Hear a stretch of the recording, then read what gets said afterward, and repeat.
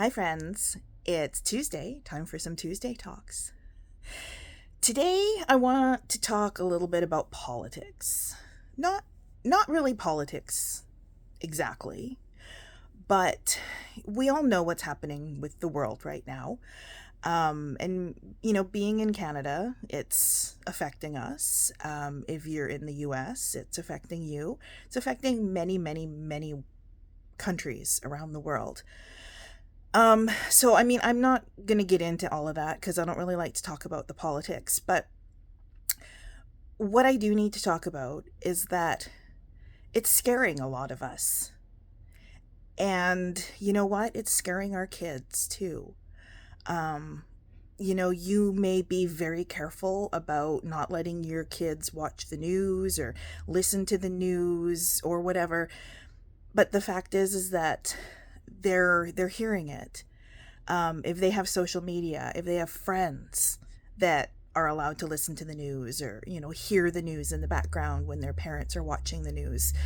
um, a lot of people are talking about it right now, so kids' ears are always open, and I mean kids of all ages, like even little ones, but right up to our tweens and teens. And kids are concerned. I know my kid's concerned, and I've heard about other kids saying to their parents, like, what's going on? What's going on? And we're all a little bit worried and anxious about what's going on. And our kids are not only hearing about these things, but they're seeing us be anxious and worried about it. So, it's worth having a conversation with them, and it's worth bringing it up, even if they haven't, just to reassure them that everybody's sort of going to get through this together. Especially if you're, Canadian, maybe let them listen to what the Prime Minister, like him or hate him, said the day before the first initial tariffs were supposed to come in. He did sort of a great, like, Canada unites, Canada together, Viva la Canada sort of thing.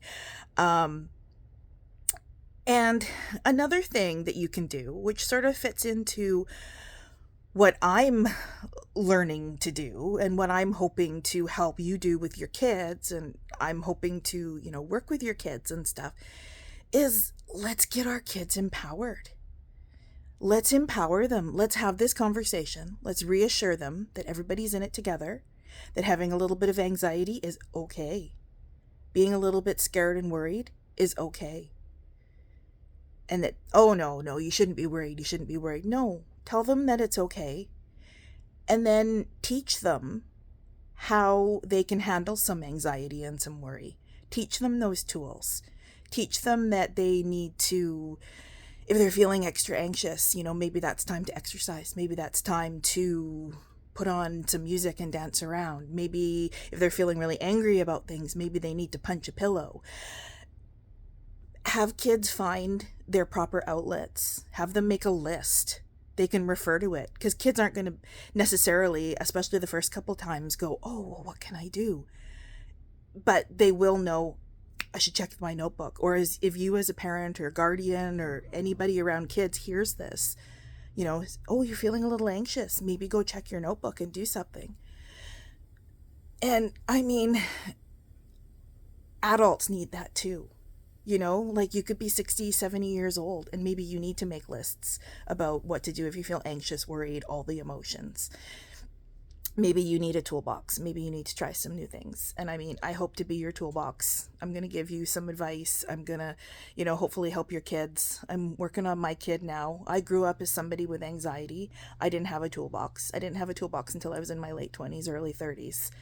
And I still struggle to reach for it. So we need to learn about our toolboxes a lot earlier in life. Okay, I'm going on 5 minutes here. I was hoping to only be 2 minutes. I always say that, don't I?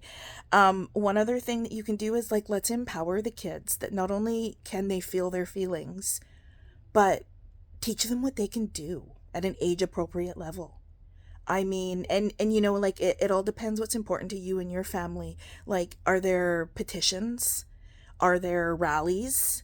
If that's something that your family is into, take the kids, teach them about it. If you can't take them for some reason, tell them where you're going and why you're going. Another big thing right now is, buy Canadian. Like that can be a fantastic thing for sort of the older kids, the tweens, the teens, that sort of thing. It can give them something to do.